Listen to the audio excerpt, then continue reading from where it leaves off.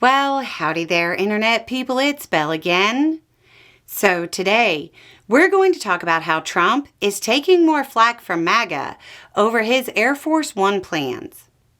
In a somewhat surprising move, GOP senators are openly criticizing Trump's gifted plane from Qatar. The free $400 million plane is expected to cost the U.S. government about $1 billion to fit with the types of security and communications features I mentioned in the previous video on the topic. Refurbishing the plane would cost more than the plane is worth. As I said before, you can go broke saving money like this.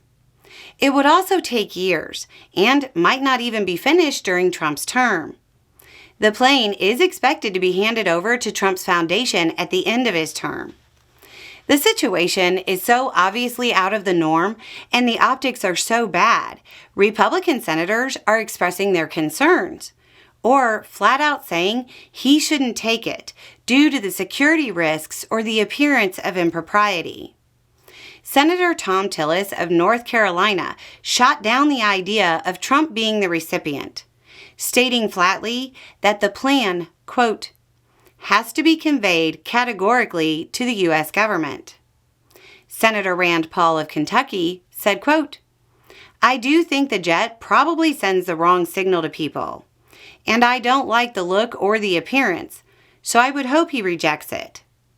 Senator Ted Cruz said, quote, I also think that the plane poses significant espionage and surveillance problems, so we'll see how this issue plays out.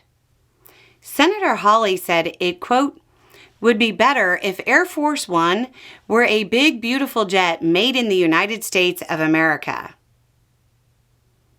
That's the Hawley I know. He worried me lately because he made a couple of sensible comments. The big, beautiful jet was made in Everett, Washington. But I appreciate the senator's energy on this one. Senator Shelley Moore Capito, who is on the Republican leadership team, said that Trump needed to look at the constitutionality of accepting the gift. She's referring to Article 1, Section 9, Clause 8, which states that no title of nobility shall be granted by the United States, and no person holding any office of profit or trust under them shall, without the consent of the Congress, accept of any present, emolument, office, or title of any kind whatever from any king, prince, or foreign state.